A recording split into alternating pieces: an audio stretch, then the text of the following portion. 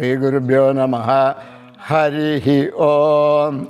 Gananam Tva Ganapatigam Havamahe Kavim Kavinam Upamasravastamam Jeshtarajam Brahmanam Brahmanaspata Ana Srinvanyoti Bisida Sadhanam. Om Shri Mahaganapataye Namaha. Prano Devi Saraswati Vajevir Vajinevati Dhinama Vitriyavatu. Om Shri Mahasaraswatye Namaha. Welcome all of you.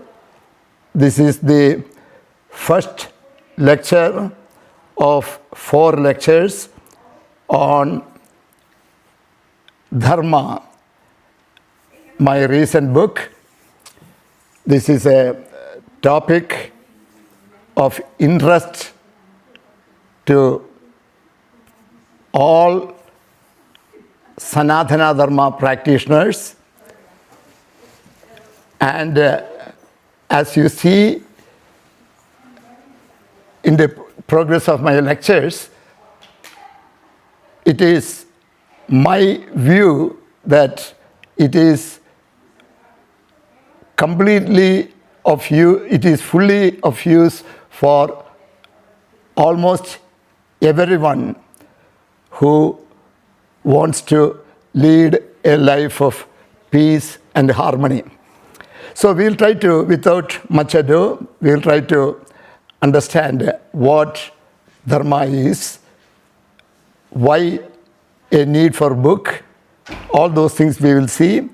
Let's start with a set of topical points that I plan to discuss during this hour. The general goal is to have 9:30 to 10:30. I will do a 1 hour lecture, 30 minutes to 10:30 to 11 for questions. That's how I have planned it. But the total time of 9:30 to 11 is available to us. Questions can be posed through the chat box, and I'll collect them at the end of the 10:30 or 10:35. Sometimes this also allows me to, if the topic has not been fully covered, I may skip over to another 5 or 10 minutes past the 1 hour. So in any case, we are together for the next hour and a half. So without much further explanation, let's look at the outline for today's class. I have picked a few sections. What is Dharma? And that is covered in section 1, 1.1 and 1.2 of my book. Now, the whole chapter 1 will be discussed. Now, second topical outline is why this book? I have explained that in the preface of the book. Then simple examples of Dharma, that is in section 1.3. Basic ideas about Dharma, that is in section 1.4. Frequently asked questions, FAQs, that is in section 1.5. And the practice of Dharma from its origin to the present, that is discussed in section 1.6, and then summarized. So this covers the full chapter 1. But that even though the topics covers all the section, I won't be able to go through everyone listed there. I will take some salient points, what I consider to be more important ones in those sections. So the first question is, what is Dharma? And what is Sanatana Dharma? Dharma and Sanatana, these are non-translatable to other languages category words of Sanskrit. What does that mean? You cannot exactly translate them.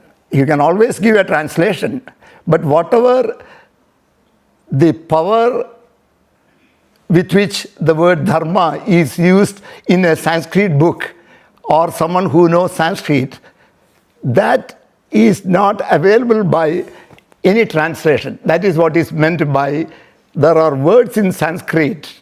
Look at the power of the language. There are words in Sanskrit that cannot be exactly translated to other languages. Not only English, French, German, Europeans, all of them, that difficulty is there. So what they do, they use it as is. Dharma is one such word. So let us understand, we are saying that it cannot be translated. So all of us, all those who do not know Sanskrit, what is their recourse? They have to only go to English. So first thing to understand is they are not getting the exact translation of the word dharma. Whatever dharma is used to convey in a Sanskrit literature. So let us first understand. So what is the Sanskrit meaning of the word? The Sanskrit, most words have a root word. In this case, the root word is dhr. So dhr means to sustain or uphold. So from there, the meaning of dharma is given as dharayati iti dharmaha. So the meaning of dharma in Sanskrit is given dharayati. Dharayati means that sustains or upholds. So sustains or upholds what? Sustains or upholds the law of nature or supreme order. You see, this universe has laws. The universe, there is a supreme order going on. It appears to be chaotic, but it's not chaotic. It follows a order. So that order sustains or upholds. So dharma, the second thing to know, so dharayati the dharma, those who want to claim that they are following dharma must first understand that they must act in ways that supports and upholds the universal order. Then we can claim that we are following dharma, because that is the meaning given in Sanskrit. Dharayati, sustaining and upholding. Sustain the laws and upholds these laws. So any action that we do that will sustain the universal order, that is called dharma. Okay, so many people don't have access to Sanskrit and there is no one to explain this to them. So what will they do? They have to look at English meaning. So what does the English meaning says? Behaviors that are in harmony with universal order and customs that sustain life. That is as close to the meaning of dharayati in Sanskrit also. However, if you go to Webster's dictionary, then we will say it is used in Hindu and Buddhist religion.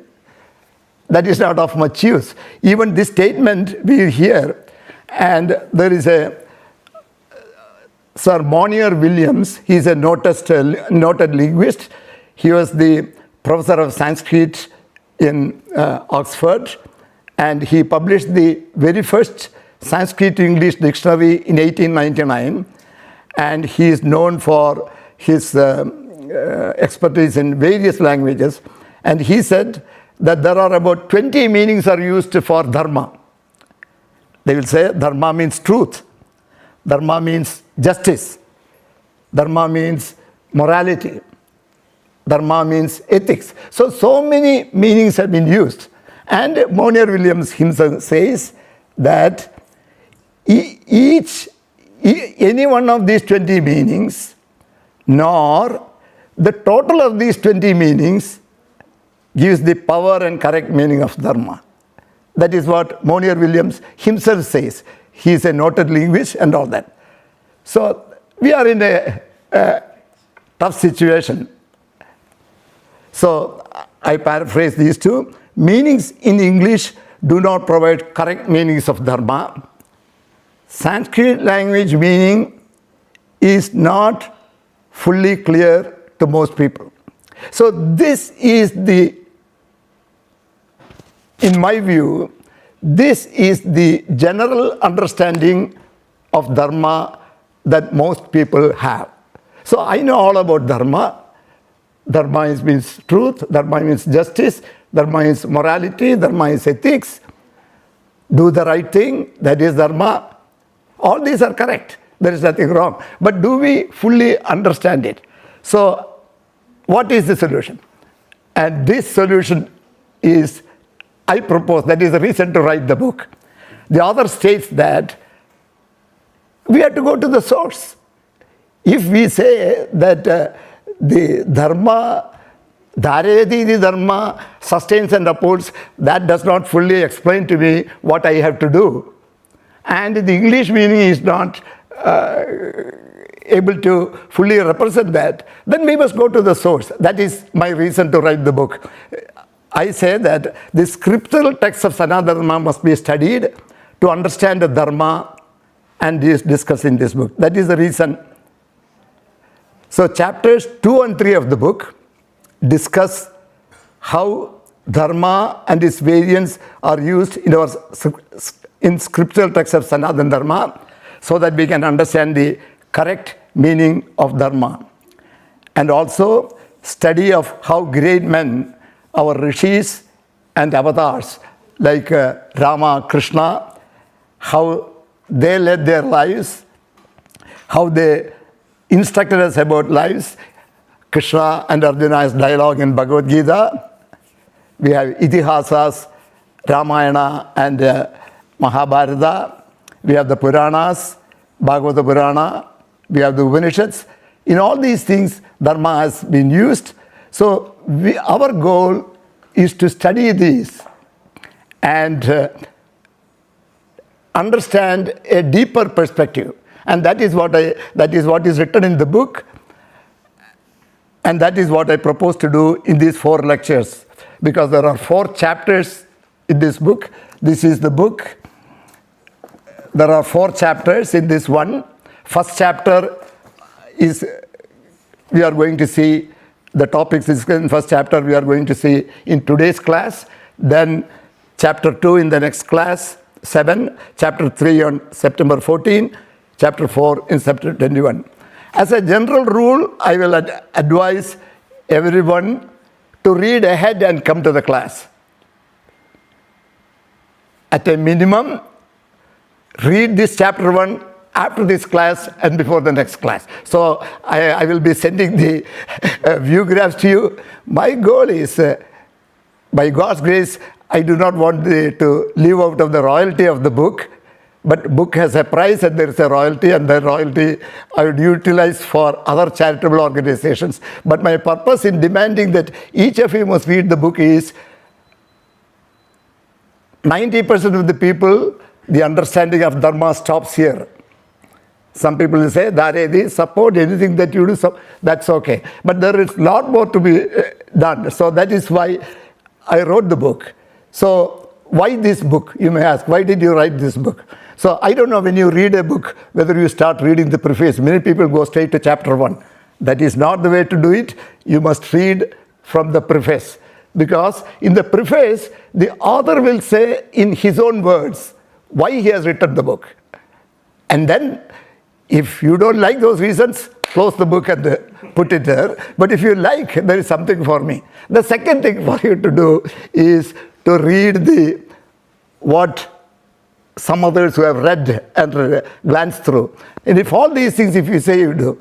But in this particular case, whether you like it or not, I want all of you to read. Because, first of all, there is so much wrong explanation of these words, because people do not know. It is connected with religion and all that. So let's quickly go. I am already behind time to cover this book. Why this book? English meanings do not exactly define the power of the correct meaning of Dharma. So we need to study the scriptural text. That is my statement, and I completely believe in that. And while it is not possible, if I tell you all of you, go and study the Vedas and the Upanishads and Bhagavad Gita. So I have taken select mantras from all these things. So that is a second reason why all of you should attend this lecture, because if you go to attend Bhagavad Gita lectures, you hear only slogas in Bhagavad Gita. This will give you few verses from Veda, few from Bhagavad Gita, few from Ramayana, few from Mahabharata. So many things are there. And then if you like them, you can study all of them. The second is a more important reason. Dharma is a cosmic force. What is a cosmic force? I'll give an example of cosmic force is gravity. Even though we say Newton discovered gravity, gravity is always there. Newton explained it to us. In the same, so Dharma is a cosmic force, and once it is a cosmic force, it influences and impacts everyone, whether you believe in Dharma or not. That is the beauty of the word Dharma. That is why Dharma Jagadasya Pradishtaha, Upanishad says, we'll come to all those things. So this is a very important point. That is another reason for me to write the book. Dharma is a cosmic force, and just like other cosmic forces like gravity, all other things, it influences and impacts everyone, whether they believe or not. And everyone can follow Dharma, and everyone must follow Dharma. And the third reason, Sanatana Dharma way of life, that is practiced since around 2600 BCE or earlier, the Harappan and the pre-Harappan civilization. You see, again, if you look at the Western thing, they said, oh, the Vedas are 15, reluctantly they considered it is 1500 BCE or earlier. Because we say it is 6000 BCE or 7000 BCE, because the whole Genesis said only that the world started in 6,000 years ago.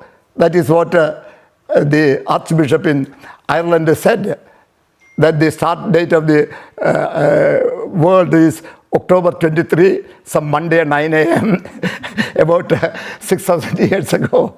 So that was the following in the Genesis. Until 2000, they changed it. And this Carl Sagan in his lectures used to say, oh, the Hindus are always right.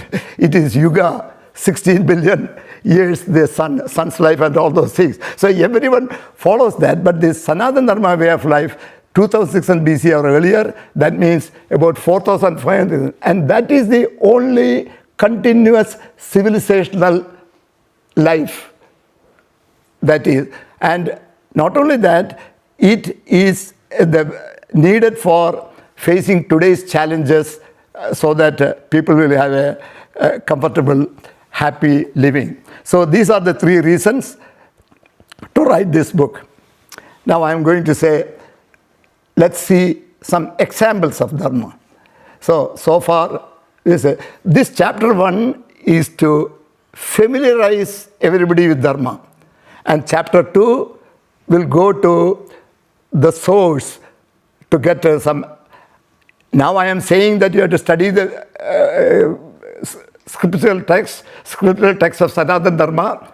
That is how to understand the Dharma.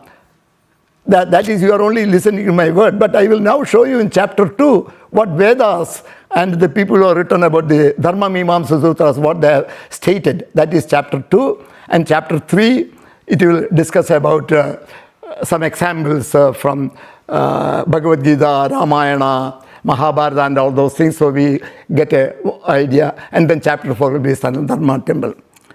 So most people following, planting trees. What are some examples of Dharma? Again we said, sustain and uphold the universal order. So the meaning of, one of the first meaning of that is plant trees. You see, we are enjoying the benefit of someone else who has planted the tree. So what is our contribution to sustain and uphold this? Try to plant a tree. When I came to this place, I planted 4 small trees that is growing, and we must. And also when I built a home in Tripunithura, there were 2 or 3 big mango trees in front. All my friends said, you cut it, your double-story building's view is better. I said, no, I will cut it just minimum needed, the branches to build my house. Oh, but your house will not be seen from there. This is one of the big 2-story houses you are building in Tripunithura, in this small town. That's okay. They can come near and look at my house, but I will not cut down these trees. Those trees again are still continuing. So planting trees is a good example, because you are doing it not because the tree that you planted, that is not going to give you any shade. That will give you shade for the future generations. So you are sustaining this. So that is a good example. A second example is all of us, most people, everyone sitting here, and let us take the case of driving. We all follow the law, right? And what they say when the cop stops you, not knowing the law is not an excuse for not following what is to be followed. Not only that, by not following the civil laws, we can, first our worry is we'll get a ticket. But more than that, we can cause accidents. If you run sometimes we run the red light, we could not suddenly stop. That has happened, and we hope, pray God, that I don't hit anybody or I don't cause any accident. But generally, we should try to follow, everyone follows the laws, the civil laws. Why? First, we know we don't want to hurt ourselves or others. Second, there are people to catch you and pay the penalty and all that. Cosmic laws is also like that. Thank you. No, that's okay. I'll take it as needed. Okay. So, the cosmic laws are also like that. So the cosmic laws must also be followed. Not only the civil laws. What are the cosmic laws? Don't hurt another person. We will find what are the cosmic laws and all. So the question is, hey, I don't know the cosmic laws. First answer is, not knowing the laws, what our cop says.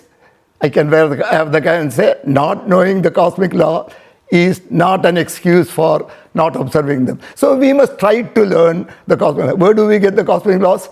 From our parents, from our grandparents, from people who lecture like this on Dharma. They all will talk about what is said in our scriptures. So listen to that and follow that. Following always or Dharma is similar, and we're learning. So if we all claim that we are all followers of we are all followers of the civic laws, then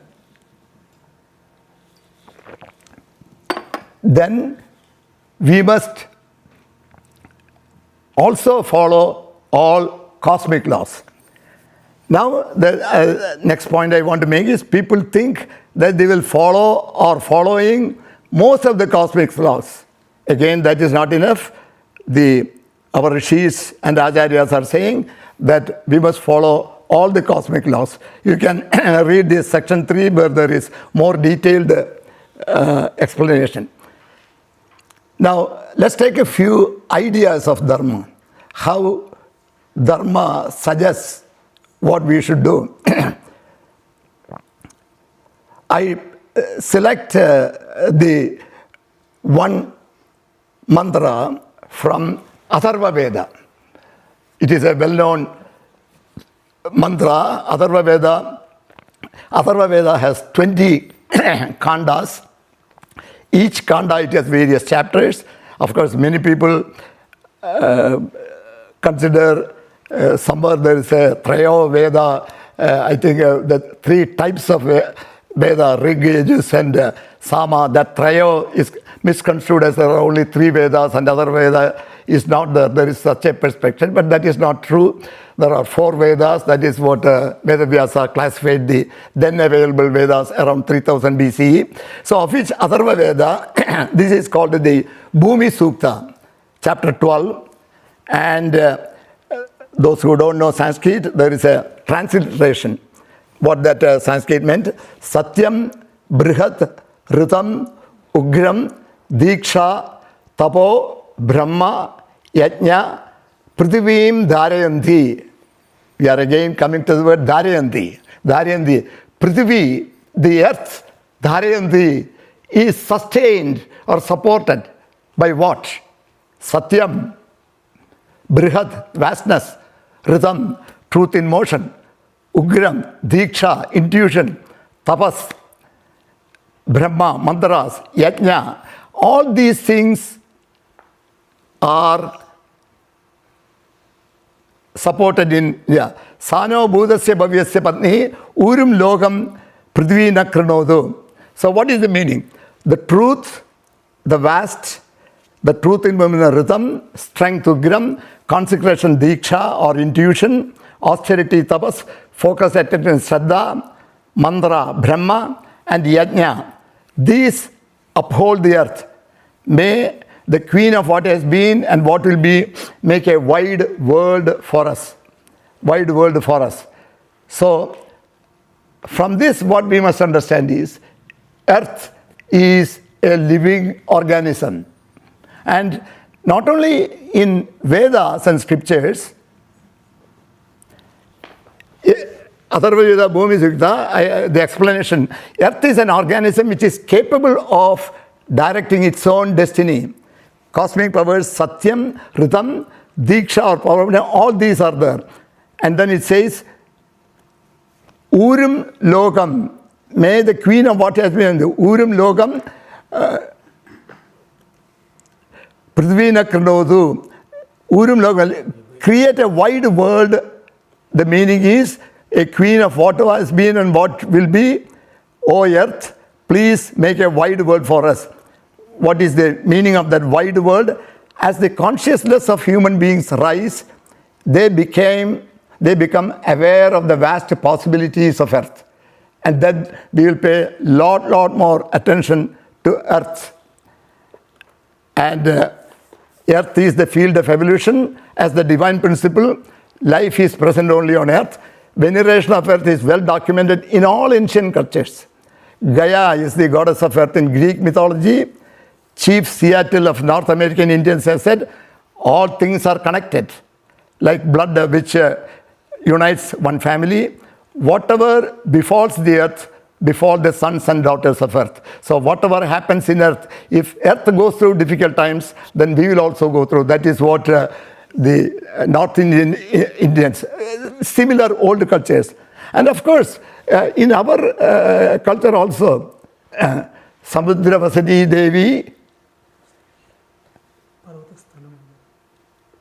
Parvata Sthanamandale, Vishnupatnim, Namastubhyam, Padasparsham, Kshamaswame. I am stepping and walking on you. What does that mean? You have not heard this? All parents teach their children this sloka. Samudra Vasani Devi. I have not quoted this. I thought there will be more people chanting with me. Samudra Vasani Devi, Parvata Sthanamandale, Vishnupatni Namastubhyam, Padasparsham Kshamaswame. O earth, Samudra Vasani, Samudra, you rest on Samudram, Parvata, Sthanamandale, you are Vishnupatni. My Padasparsham, I am walking through this. If I hurt you, Kshamaswame. This is a thing that we must teach all our children. And have you watched the Bharatanatyam dance? There are Bharatanatyam dancers, right? You pray that God, right? Because you are stomping on for dance, they stomp on that one. So all Bharatanatyam students will know the teacher have taught them to do that. In the beginning, when they do the Guru Vandanam and all that, they do the earth also, because they are stomping during the next 2.5 hours, not just walking to do the dance. So these are all part of our culture. It is not like the Western culture is different, because everything in this is for the human being's enjoyment. That is the general belief, whereas in the older, so we must understand the Bhumi. So that is the first idea about earth that we want to talk about. I have discussed more in the book. Now, ideas of Dharma, a second point I want to say, following Dharma helps one to accomplish all actions well. So how is it? If I follow Dharma, I am able to accomplish all my actions well. I am making a statement, so I must provide the explanation of that. And I use Bhagavad Gita's quoted, Lord Krishna talks of 5 factors for the accomplishment of all actions. Bhagavad Gita chapter 18.13 and 18.14. And Krishna says 5 factors for accomplishment of all actions.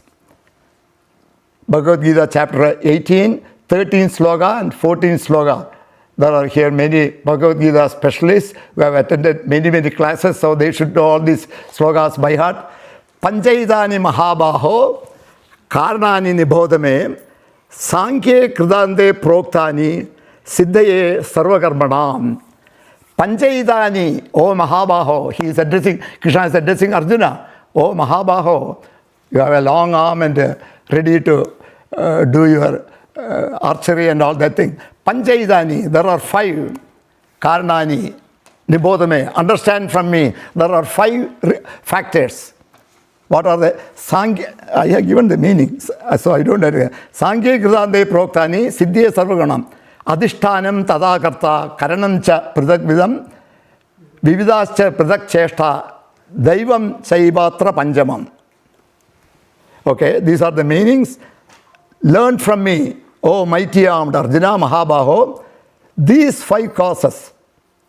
And again, Krishna is not saying, I am saying, he is quoting Sankhya philosophy. In Sankhya philosophy, Arjuna, it is stated, 5 factors are needed for the accomplishment of all actions. What are they?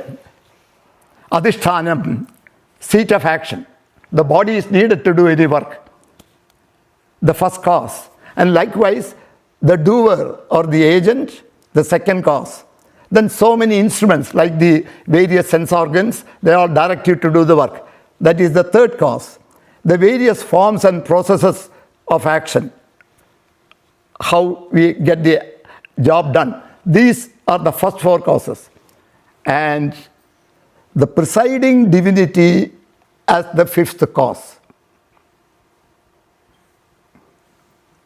So the first 4 causes, all of you will have no difficulty, right? For an action to happen, the seat of the action, your body is needed to do any action. And likewise, the doer, the intellect must force you to do that, the doer. And our sense organs, if you have to dig a hole, you need this, you need the tools, the various tools. So the first 4 causes, no one has any problem. But Krishna adds the presiding deity, divinity, as the 5th cause. Now,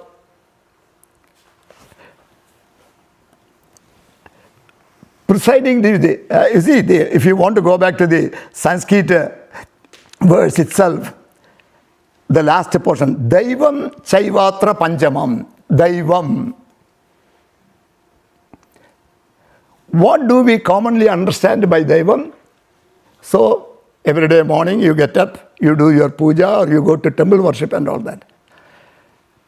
That is Daivam. That's one explanation. But what happens is, our so-called elites, the highly educated people, they have all shunned all these things, right? That has been told. Why waste your time on all these things? Let's try C++ before the child is 7 or 8 years, get a Microsoft certification. Let's look for something and all that. Why learn about all these things? That is the way we are going. So they are not going to accept whether Krishna says or Sankhya philosophy says, Daivam, that is not for me. That is for somebody else. So that is one way to look at it. Those who are okay, happy with the Daivam, you have to finish and Daivam, this thing. And the third set of people may think, I did everything what I had to do, but it didn't happen. That is my luck. Or that is how it is listed. That also is okay. But let us look at it in a more realistic that all of us can accept. So I'm going to give an explanation for the Daivam. In Sanatana Dharma, there is no God who is trying to manipulate you or is going to punish you if you don't worship him, or if you're going to favor you because you worship him. Did I say something wrong? So people will stop worshipping? No.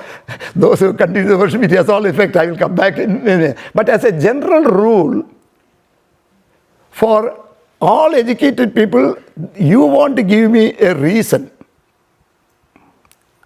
Why should I know that? So I am saying, whereas in many Semitic religions, if you don't worship that God, one of the cardinal statements in Christianity is you must accept Jesus as a savior. This is the Purva Paksha. I'm not saying anything. I'm not adding my opinion. This is the Purva Paksha of Christianity. Unless you you take Jesus as a savior, you cannot. I know many excellent people, just because of that, they had difficulty for not accepting. So many religions require, which are cardinal rules of that. But Sanatana Dharma says none of it. So what it says is, in Dharma, one enjoys the benefits of one's good actions and suffers the consequences of one's bad actions. So the Daivam stated in 1814, in my opinion, one's Daivam-like actions or dharmic actions that are conducive to the growth and welfare of all in manifestation. Bad actions done previously, either in this birth at an earlier time or in an earlier birth, can produce adverse results now.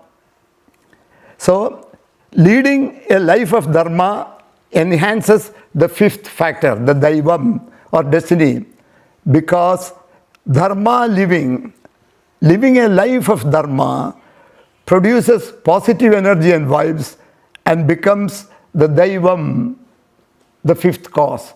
So to those who need a rational explanation of what Krishna is saying, to those who are happy with the Daivam, that is the reason for me I should go and worship every day, I should chant mantras, I should do my puja every day before I get out of my house, that is all right, that is okay, Daivam. And I will also add one more say. Deva, Daivam, Deva have all come from the root word div, to shine. So Deva is a Sanskrit word. It means power of light. Div means to shine. So Deva has come from div. So Deva means powers of light. Powers of light and truth. So the Deva in Rigveda, they are all supra-physical. You understand what I mean by supra-physical? They do not have a physical body. They are energy. They have consciousness, they have power, they have force, they can act from anywhere to anywhere. So they can be all over. On the one hand, our original Rigveda Devas, Agni, Indra, I have given lectures on that. Those who have doubts, buy my first book and read. There it is fully explained, all these things in an understandable manner. So Deva, but how did we learn about Veda? All through English translations done by the 18th and 19th century English. And they translated Deva as God. The moment Deva is translated as God, the harm is done. God is a personification of a person with the qualities. And then once he becomes, even the statement, it is all over, ever present, all present, everywhere. that statement also lapses, right? Krishna is in Vaikuntham, Shiva is in Kailash. So you go there to see or whatever, right? So the moment you may ask, then why did we are that is all what we are going to go temple and all that. That is what we are worshiping: Rama, Krishna, Vishnu, Sita, Hanuman. There is nothing wrong because they use the same Veda mantras for Deva. So whether you know or not, you are inviting that energies. That is the beauty of chanting the Deva mantra. So that is the definition. So there is so many ways I get, but I just leave it here. When you study Bhagavad Gita, any of those things, at every stage you need to understand what is it talking about Daivam. Daivam has come from Deva. Deva is an energy, and the energy is available. For example, let me say, on a cold day, if there is sun outside, oh, I am cold here, I am going to get out. Why are you getting out? To get that energy from sun. So we all do that. And not only such visible energy, there are energies available. It is all over there. That is our graha, the Navagraha. Why the worship of Navagraha? They all have powers. So to get all these energies, there are ways to invite them. So that is what the Deva and Daivam. Rigveda suggests divinized. I am saying Dharma-based living, Daivam of Bhagavad Gita and divinization of Rigveda, they are all the same. Now I move on to the other idea of Dharma. Dharma is in our actions. If you say you are a dharmic person, you express the Dharma by your action. When you have to do an action, you ensure that that is a dharmic action. What is the dharmic action? Dharmic action is anything that sustains and upholds the universe, the universal order. So, by karma, so that is another word. Karma again is a Sanskrit word. Root word is kru, to do, karoti, karma. So the law, karma has a law of karma. And that is analogous to the same Newton's laws of actions, right? Action and reaction are equal and opposite. It is not only in science, everywhere. So if you do a good act, that will produce good vibrations, good energy, and will produce good results. On the other hand, if you do a bad act or adharmic act to hurt, to harm somebody, the law of karma says, just like in the civil law, immediate.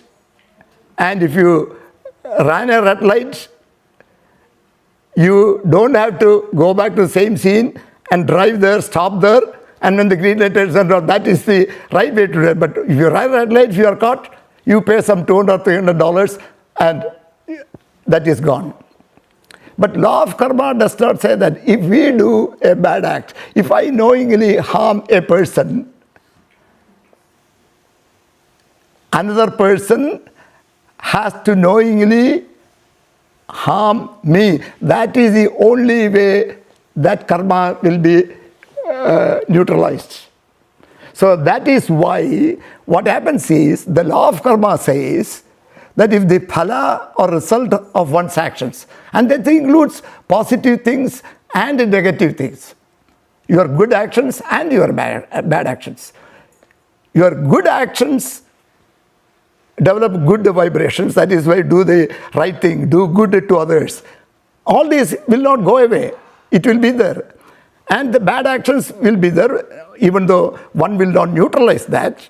So whatever we may have done so far, so from this moment onwards, let us say, I am not going to harm anybody knowingly if anyone has done that. We can only look forward. So that this karma attaches to your soul, even though this, after one leaves this earth, the body disappears and the soul merges with the universal soul. This karma attaches with your part and in your next birth. So the law of karma, we can even explain the reincarnation. Now, frequently asked, I'm going to talk about a frequently asked a few questions. Who should care about Dharma? All these are, this is in section 1.5 in the book. These are there. Who should care about Dharma? All people must care about Dharma. Not only who are Sanatana Dharma followers, everyone has to follow Dharma. But you may say, hey, many people are not following Dharma. Well, they may have temporary gains, but sooner or later it will catch up with them, or they may not have all these things again. But who should care about Dharma? Everyone. Just like who should follow the civil laws of Los Angeles, Westlake Village, California, and United States, as long as we live in this country, in this place. In the same manner, we must follow Dharma. Are Dharma and Sanatana Dharma considered as a religion?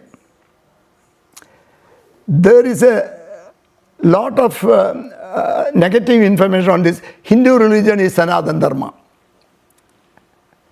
So see, when I changed the word Hindu religion, you remember that our flyer? It is not a religion. What happened was, from 2600 BCE onwards, India was practicing this Dharma and Sanatana Dharma.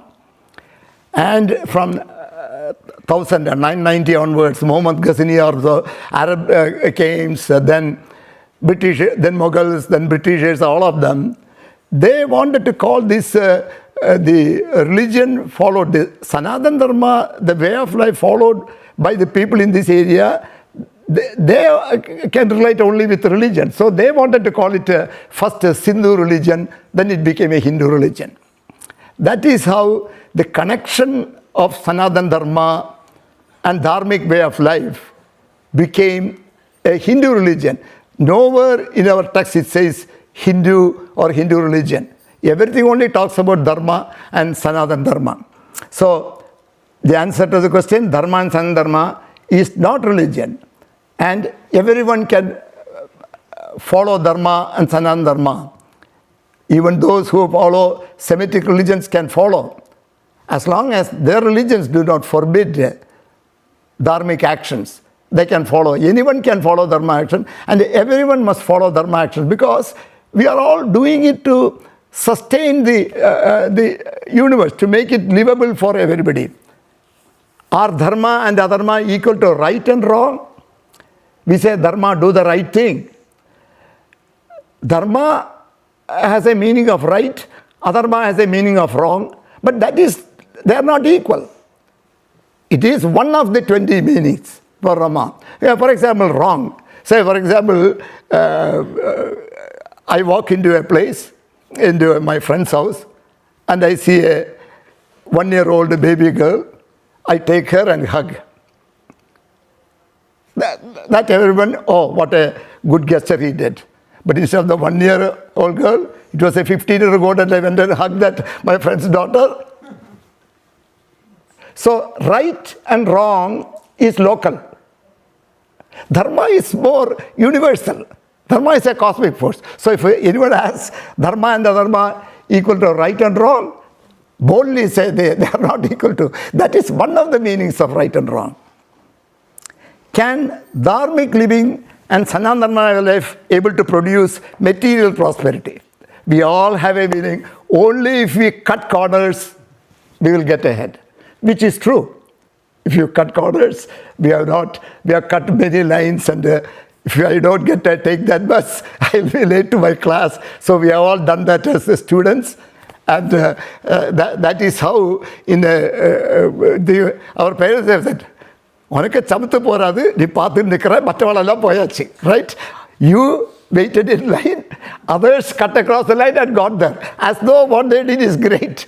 That is how we have been taught, because we have got to survive in a survival environment. Now we are not talking about survival, we are fully, everyone has got this thing. Even in a survival mode, we must follow the laws. But if you did not follow, there are grades of these things. But in our case, we are not in a survival. We have all the and all that. And why can't we follow Dharma? That is a big question. So it can produce material prosperity. I will not be able to explain today. Then how to motivate people to follow Dharma? Because following Dharma raises some challenges also. Of course, there are some cases where out of the things that may cause difficulties or embarrassment to you and all that. So you may want to. So there are various cases, but the real reason is understanding more Dharma. Then we'll start doing more and more positive acts. And occasionally, we are human beings and we are not able to follow Dharma. That's okay. We move forward. You will still get good chances to do that. Our goal is to minimize that, but we must go. Now, practice of Dharma from its origin to the present day. So I said 2600 BC or earlier. So at least 4,500 years or 5,000 years, 5,000 years of this culture is there. So how did it come all the way from here to the present day? So Chaturdasha Vidyasthana, the 14 centers of knowledge, the 4 Vedas, 6 Vedangas and 4 Upangas. These 14 centers of knowledge were taught certainly until the 10th century. Everyone has to go through this Chaturdasha Vidyasthana, the essentials from the 4 Vedas, Rig Veda, Yajur Veda, Samaveda, Atharva Veda, the 6 Vedangas, Shiksha, Vyakarana, Nyaya, Jyotisha, Kalpa, all those things, the 4 Upangas, Dharma Shastra, many of all those things, 14, everyone has to have a prerequisite before you can pursue physician or engineer or sculptor, whatever education you want to go. And in fact, last a couple of weeks ago, I was listening to Sai Deepak, one of the motivational speakers in India, a very brilliant individual. He was saying that in 1823, the governor of South Arcot in Madras was writing to British government that there are 69,000 schools in that whole Madras, Andhra Pradesh, Karnataka all together, that are all together, including parts of Kerala all together. 69,000 schools were the Gurukula type of education is going on. And in particular, he said, where Ramayana, Mahabharata and Bhagavata are taught. How many can claim that we have taught our children Ramayana, Mahabharata or Bhagavata? This was taught everything. And only after that, in 1835, Lord Macaulay said, their culture is so advanced, their schooling is so different, unless we change everything into English, 1835, the famous Macaulay's thing, that is one we think. And because we came all the way and all that, we were all thinking Britishers did us a great thing that we learned English because we are able to come to US, whereas the Chinese and all have to take an English test. Right? We also have to take English test, but that English helped us. That is what we were thinking. Certainly it has helped us, and that is why we are able to do this. But how high and all that. And now, at least we can teach, if we want our children, all these here. In this country, it gives more facilities. Whereas in many states, certainly I can say, not in Kerala, I will not be able to allow to even give this talk to people. People will drive me away. So, Chaturdasha Vidyasthana, the various Sampradayas, Jaimini's Dharma Mimamsa Sutra, Badarayani's Jnana Mimamsa Sutras, Advaita, Vishishtadvaita, Advaita philosophies, the mutts established by Adi Shankara, south, east, west and north to promote that. Shad Darshana, other dharmic system, Buddhism, Jainism, Sikhism, Ramakrishna Paramahamsa, Vivekananda, their movements, Arya Samaj, I'm listing the various activities, practice of Dharma from its origin to the end. There is a reason for me to add in my original, when I send my book to review to a few of my people, and I had a scholar friend. He's a very deep, he asked me a question.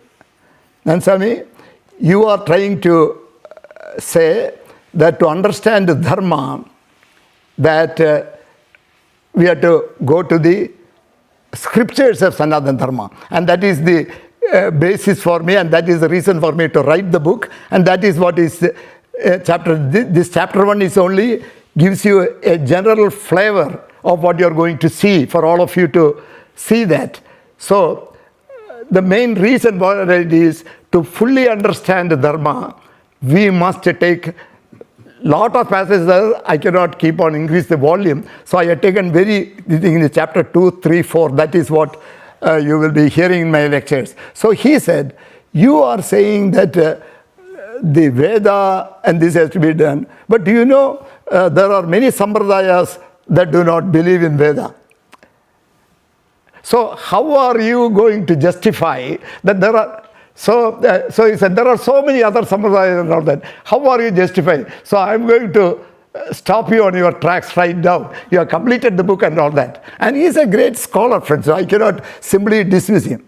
Then I said, I thought about it. Then I said, finally, I took 2 days and I wrote this section 1.6 and I sent it to him. I said, you are amazing. You have correctly answered my question. What I say is, the basis of everything is Dharma. In fact, the Buddhism, Jainism and Sikhism are the 3 other dharmic religions. People forget that. And if you are a Advaita Vedanta person, even though the whole Vedanta says Veda is all rituals and don't go to Veda, but the fundamental is Veda. Fundamental is Dharma. And the the 4 Purushartha, Palapurushartha, the Dharma, Artha, Kama and Moksha. Many people want directly to go to post-PhD research. So straight away, Vedanta is very appealing. I'm going there. But Rama repeatedly says in Ramayana, Dharma, Artha and Kama. That we will come to that in lecture number 3. Dharma, Artha and Kama. Every human being has taken a birth to do karma. Even though moksha is the ultimate goal, you have unfinished karmas, or you did the karma not correctly, you are doing the karma. And the dharma must be in front, and everyone wants to enjoy artha and kama. And again, kama, everyone as they go through the teenage, early 20s, early 30s, need for wealth, need for lust, love, everyone goes through. There is nothing wrong. Only thing is, Dharma, Sanatana Dharma says, keep Dharma in front while enjoying your Dharma, Artha and Kama. I'll see in one. So I told the reason for this section 1, practices under each of the above sampradayas are different with different end goals. People choose one or more of the above and become followers of those. Nonetheless, the prerequisite for all those are dharmic living. I want to go and ask many Vedanta schools, do you emphasize the dharmic living as the prerequisite? The whole Dharma, Artha and Kama has been considered as rituals. It's only for people who want to feel it, Deivam to help them. There is no God. Just because you pray, that will help you to do the positive energy by doing all actions. So the Dharma, Artha and Kama has to be there. So nonetheless, the prerequisite for all those are dharmic living, whether the followers of those sampradayas understand it or not. Everyone must pay attention to dharma. And as you enjoy your artha and kama, please do not miss my third lecture. If you have to miss one out of the 4 lectures, I grant you the freedom to miss next class, because I'm talking about the Veda mantras and the definitions and all the things that I said. Where is the basis for those? I'm going that.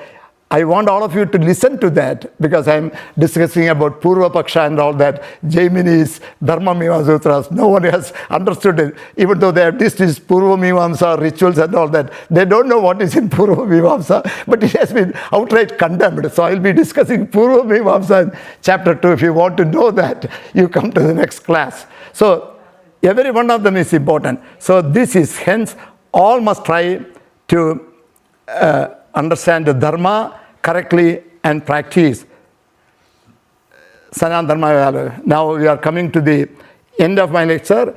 Dharma and Sanatana are Sanskrit and non-translated words to other languages.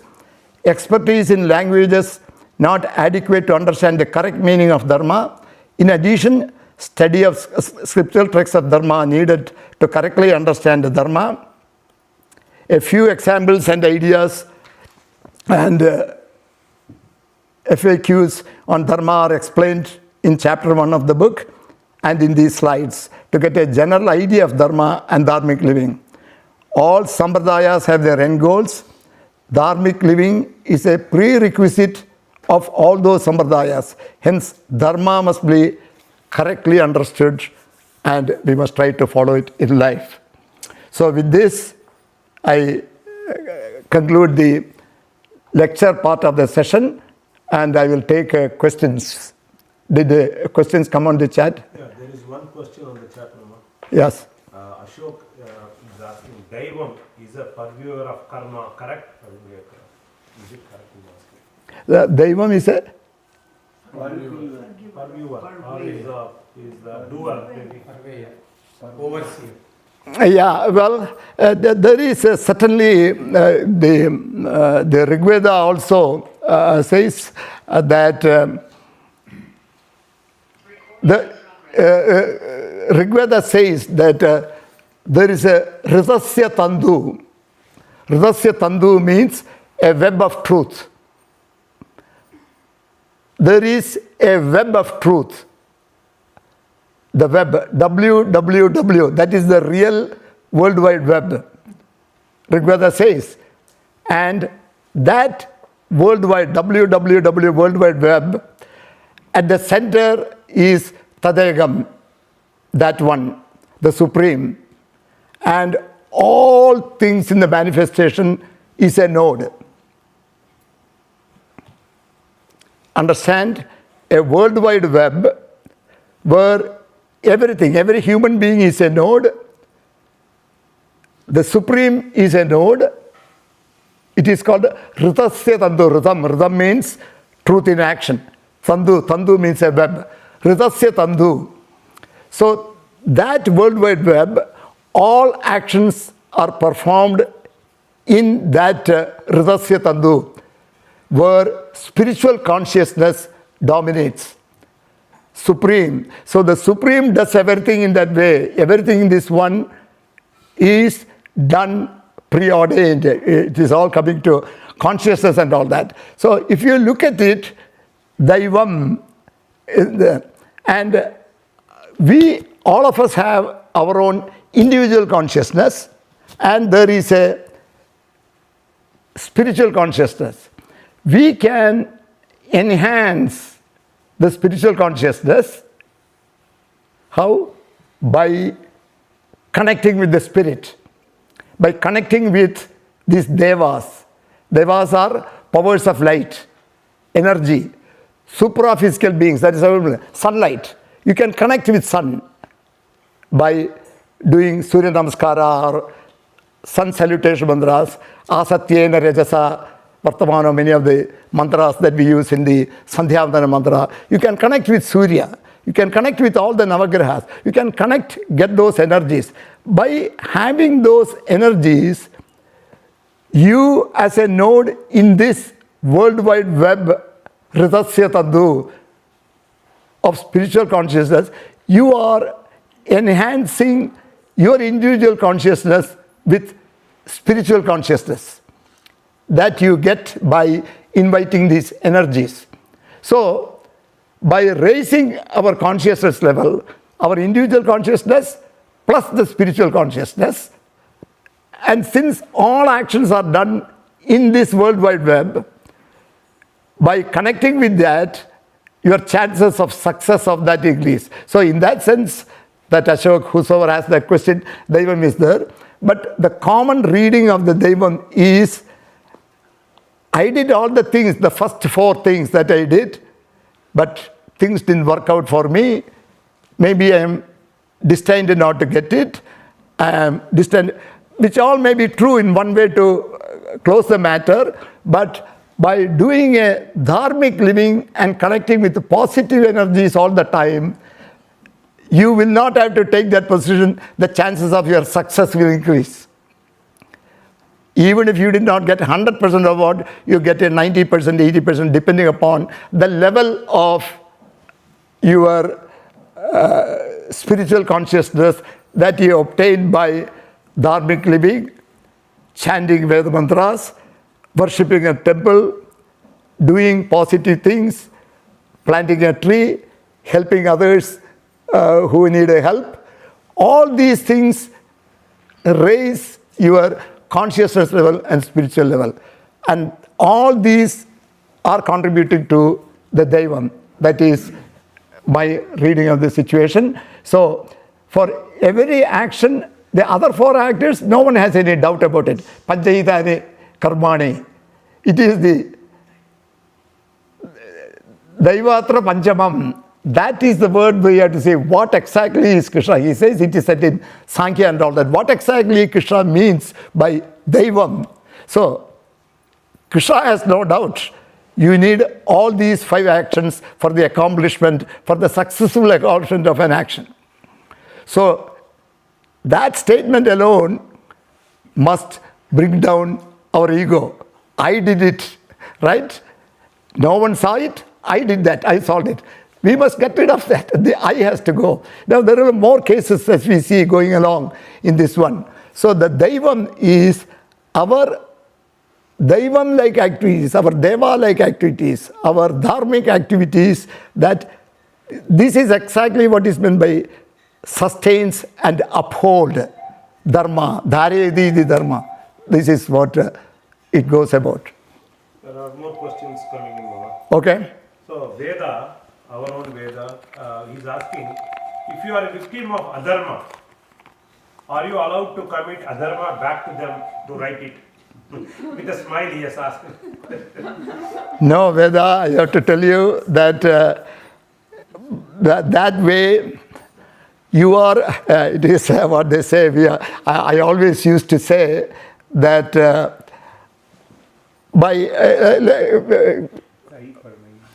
first of all, in this discussion, what all the acharyas, all rishis, all Krishna, Rama, everyone has said is, we cannot deviate from Dharma. Satyam Vedamanu Chajaryom Devasinamanu Shasti Satyam Vada Dharmam Chara. Follow Dharma. Then later on he says, no itarani, don't do other things. Follow Dharma. That we have been repeatedly. Dharma Jagadasya Pradishtha. Dharmena Hanyade Shatruhu. Dharmena Hanyade Graha. Dharmena Trayade Loga, Yatra Dharmo, Tatra Jayaha. These are all so many things that we have been told. So we cannot do adharma. If someone, close friend who has done an adharma to you, he will face the consequences of the adharma. Next question. Yeah, Lakshmi, I think she was sitting here as well. She asked a question. Not knowing the law is not an excuse. Knowing the law and doing sin unintentionally as excuses. Are you saying excuses or No, consequences? does it have any excuse? Does it have any It's a excuse? question for you. No, knowing the law? Knowing the law, like you said, like we don't have any excuse for that, right? Not knowing the law. But knowingly, like we know the law, like stepping on an insect, like we do not do that. But unintentionally, if we step on. Yeah, we cannot help it. That was not that it in the spur of the moment we are not able to. That is okay. But any act that you do, we must try to minimize it. So maybe it is caused because you are in a rush to get someplace. So we must try to, when you are behind the wheel, try to minimize. But all of us have done that. At my age, it is easy to say. I have also passed through your ages. So I had your own stepping on the accelerator and want to do multiple things. All this I have also done. But try to minimize our knowing action. And unknowingly also, but then you see, the prayaschita, have you heard that? But we enlarged it later. Prayaschita is, the word prayaschita, what we know is get a coconut and put some coin and give it to a priest, then I did prayaschita. No. Let us understand what is the meaning of the word prayaschita. Prayam chittam. Chittam means it occurred to me prayam, later. Prayam means as I became older, but it does not have to be older. I did it last week, it didn't occur to me, it now occurred. So you feel prayaschittam when you realize that unknowingly I did a mistake. That you were sitting in meditation, I did a mistake, I did not mean it. That prayaschittam, you are spending time to atone for your mistake, your own atonement. You see, that is one thing we have to understand. The God, all of them are here to help, but we are responsible for our actions. Nobody is going to, so in all these actions, we must follow. That is what it says. But as we go through, and again at different levels, people who are more aware, well-to-do, they do not have to cut the corners and they are still cutting the corners.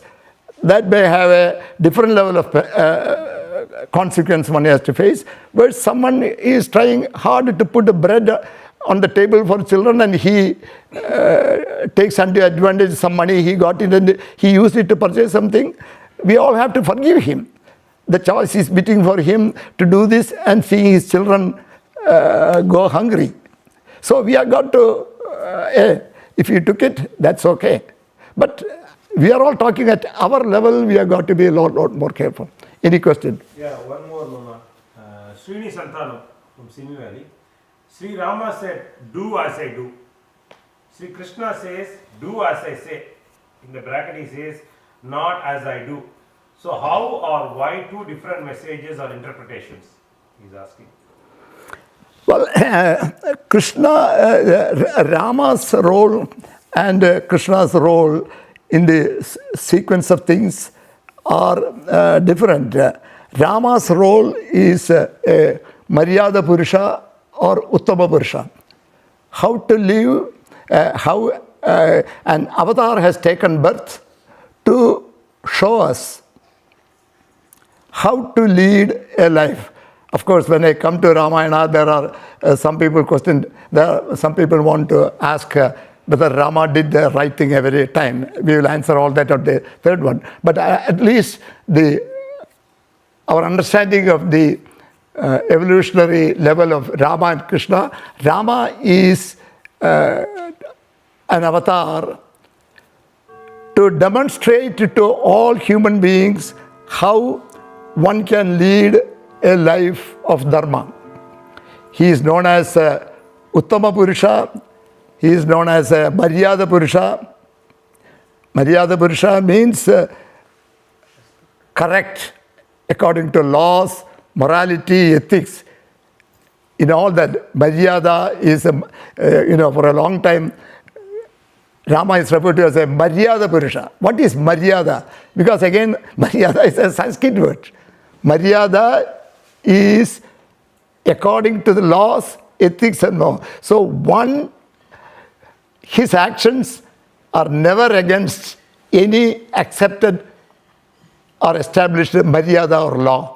That is the Sanskrit meaning of the word Maryada. So Rama is frequently referred as a Maryada Purusha. And he has taken the birth to demonstrate how a human being must live.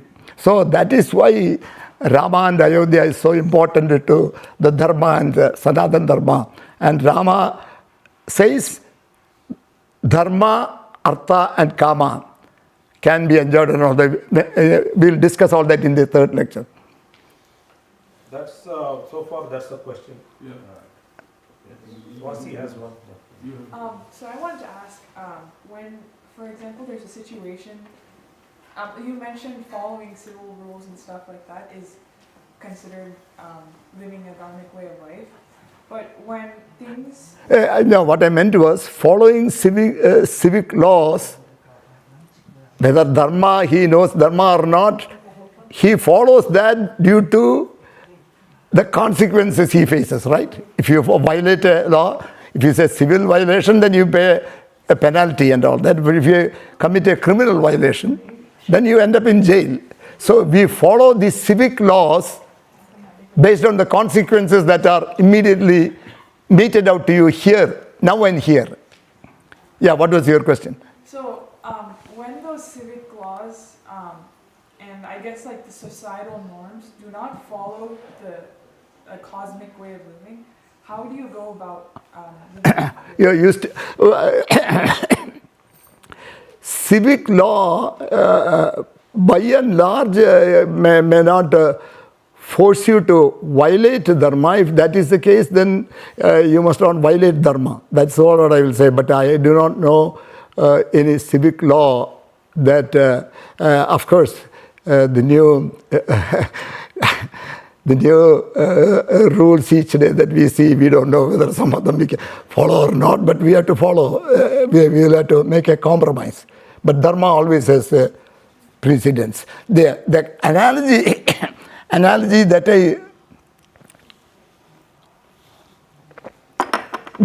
that I brought is only to say that we are all followers of civic laws.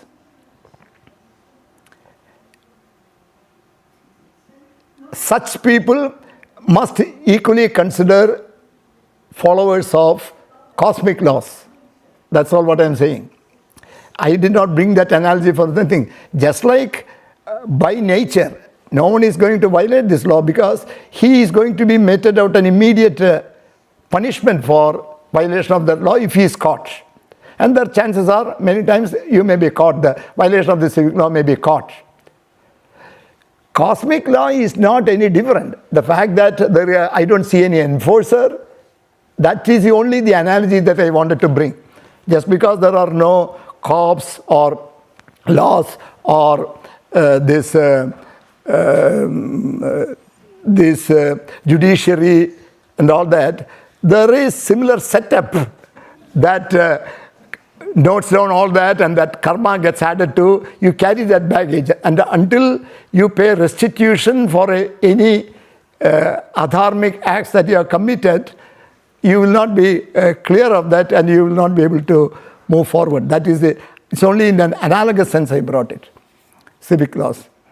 There is one more question from Ashok. He says, Itihasas and mythologies are used interchangeable. This is not acceptable. Please comment. They are not mythologies. They are all said, it is all written by the Westerners and Britishers. They said mythologies and we said itihasa. Iti ha asam. It happened thus. That is the meaning of the word itihasa. They did not give for Ramayana and Mahabharata, those two are known as itihasas. Itihasa is a Sanskrit word, iti, ha, asam. Iti, asam. Iti means just like this. Asam, happened.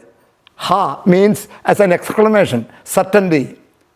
It happened thus. So it is not at all a mythology. That is a wrong way of saying. Ramayana is a fact.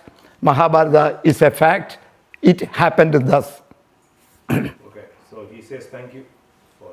I have a question. So, are there direct references to incarnation and reincarnation in the Vedas, or are they more on the interpretational texts?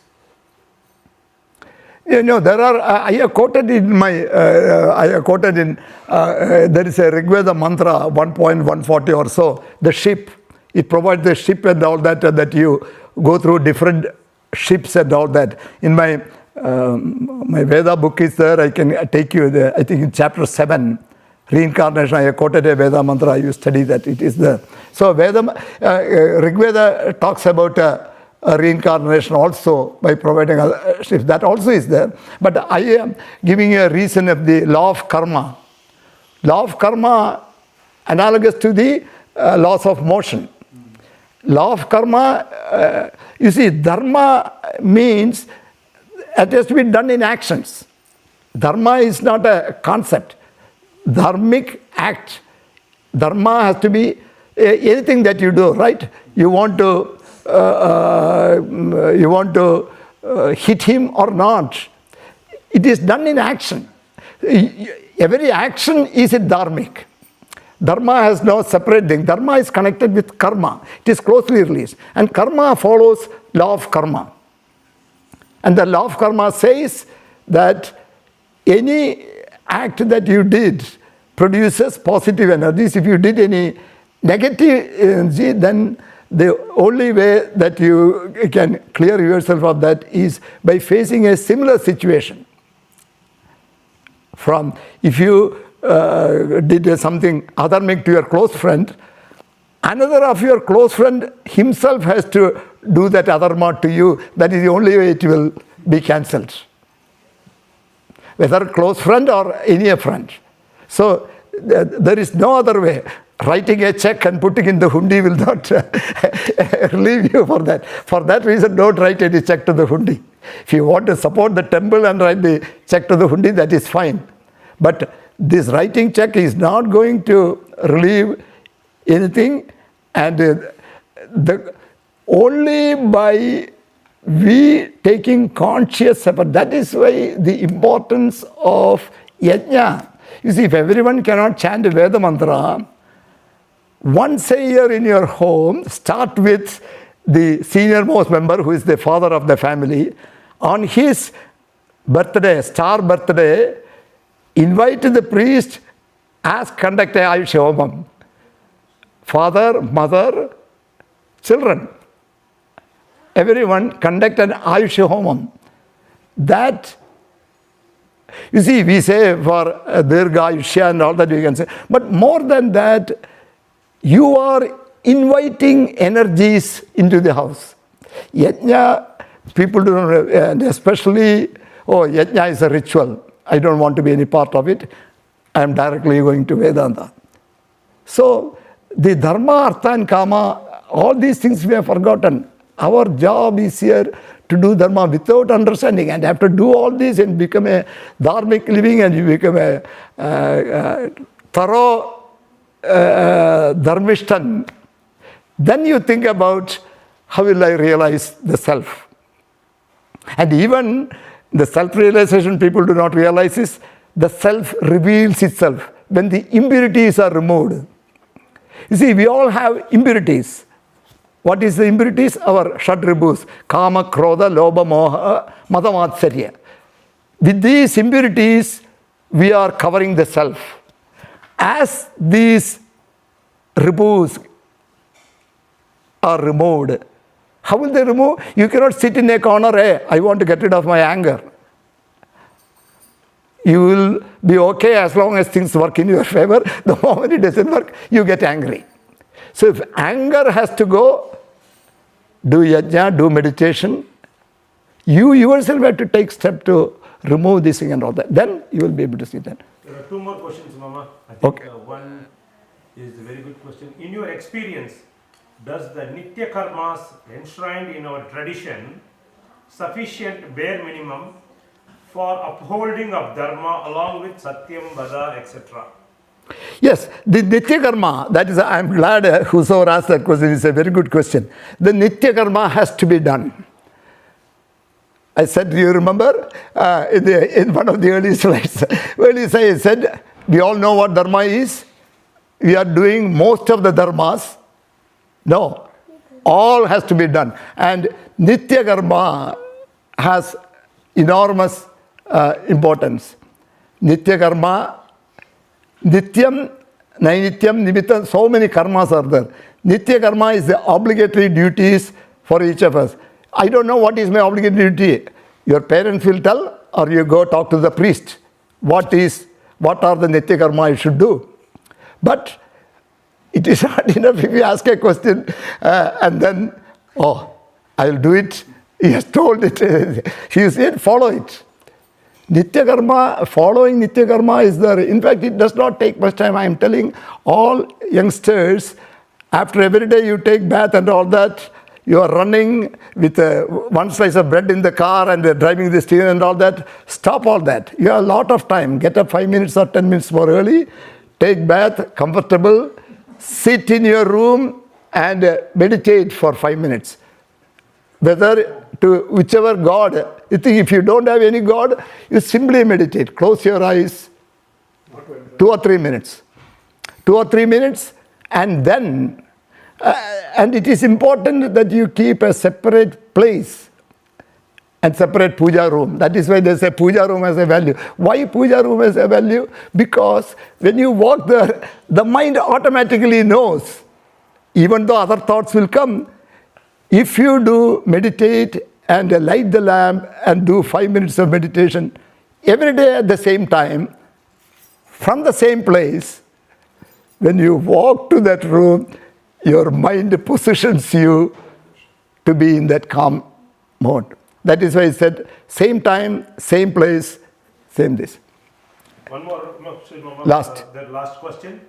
Srini again, there are different school of thoughts and interpretation preaching Dharma as you mentioned in your slides, like Sri Sankaracharya, Chinmaya Mission, etc. What would you recommend to follow as the correct way of Dharma and Sanatana Dharma?